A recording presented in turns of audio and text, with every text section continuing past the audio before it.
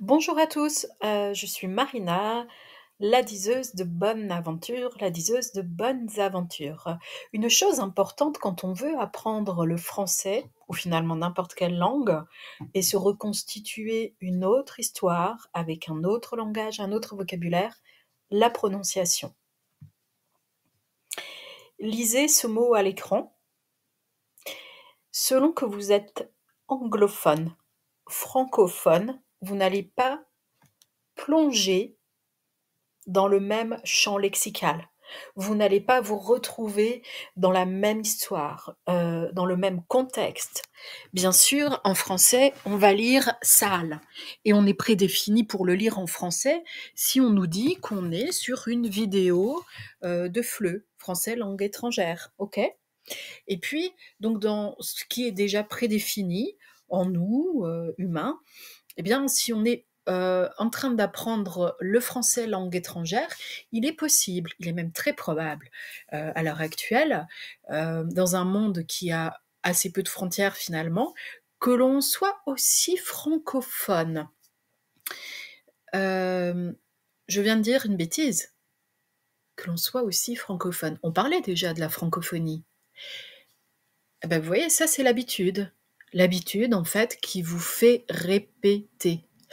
Alors, en fait, ce que je voulais vous donner comme information, c'est qu'il est aussi fort probable qu'une personne apprenant le FLE, français langue étrangère, soit aussi anglophone, au moins un petit peu. Et en général, quand on commence à apprendre une nouvelle langue, euh, et qu'on est dans un contexte hors scolaire, hein, vous voyez, eh bien, il est peu probable qu'on en apprenne plusieurs. Et donc là, le cerveau, il va choisir quoi? Si on est un peu francophone, un peu anglophone, il va choisir sail ou sale. Et je vous assure que c'est pas du tout les mêmes mondes. Donc la prononciation, eh bien là, avec des lettres, vous le voyez aussi, avec le petit dessin, s'éparpillant de part et d'autre sur cette image, vous voyez qu'il y a les lettres A, B, C. A, B, C, 1, 2, 3. Et il y a les lettres B, S, A. A, B, S. Et par exemple, prenons juste un exemple, la troisième lettre de l'alphabet. Bien sûr, c'est un C en français, mais parfois, je la prononce S, comme un S. Et parfois, je la prononce K, comme un K, par exemple. Alors, comme un S, ça peut être un C avec une cédille, ça. Mais là, finalement, je viens de vous dire le ça, C cédille A, ou le ça, SA. Vous voyez que quand tout se passe en audio, ce n'est pas si évident que cela. Et pourtant, je peux vous assurer que la plupart des personnes que j'ai dans mes cours de FLE, si elles sont, après le test VACOG, prédéfinies ou reconnues comme prédéfinies pour être principalement des personnes mémorisant par l'audio, je peux vous assurer que là, elles ne voient aucune difficulté à se diriger dans le labyrinthe d'une nouvelle langue. Et ça nous semble compliqué quand on n'a pas assez de repères, évidemment.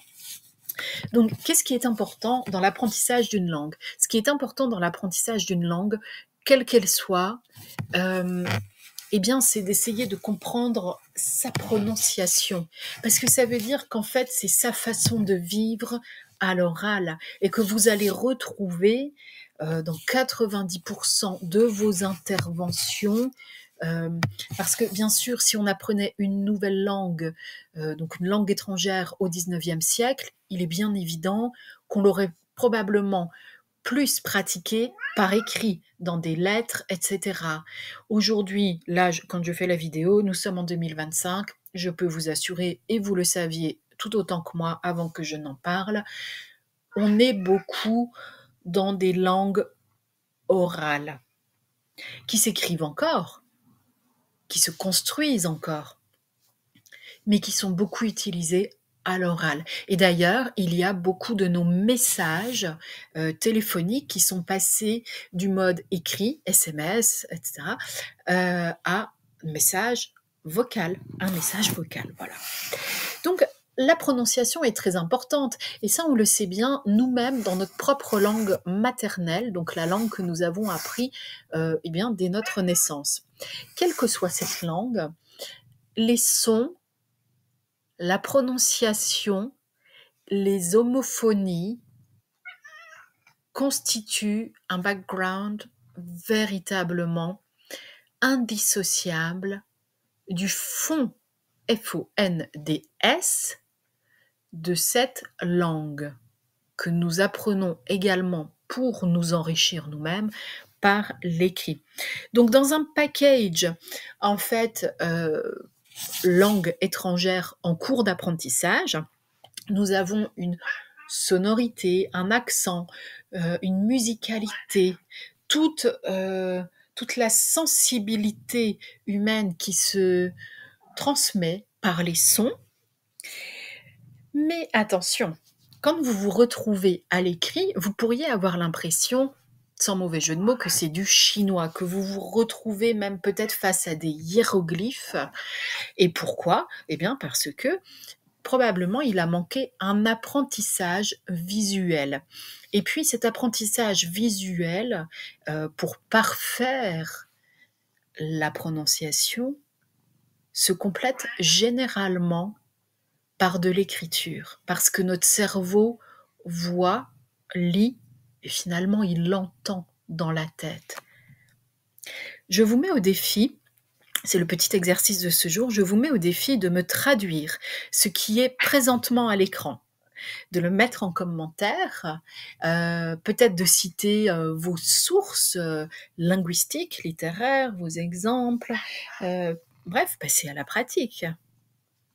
Pour ma part, je vous préciserai simplement que la deuxième et la troisième ligne n'ont pas fait l'objet d'une traduction préalable avant d'enregistrer cette petite vidéo. Donc je ne sais absolument pas ce que cela veut dire, j'espère simplement que ce sont des mots corrects et polis. Je vous remercie d'avoir vogué avec moi pendant quelques minutes au son de la langue française, avec l'idée peut-être de l'apprendre véritablement en tant que natif, c'est-à-dire une personne qui effectivement connaît le français depuis sa plus tendre enfance, ou pourquoi pas une personne étrangère à cette langue française et qui a le désir de l'apprendre, de la connaître, de la rencontrer. Mais oui, parce que la langue française, c'est un vrai personnage. À bientôt.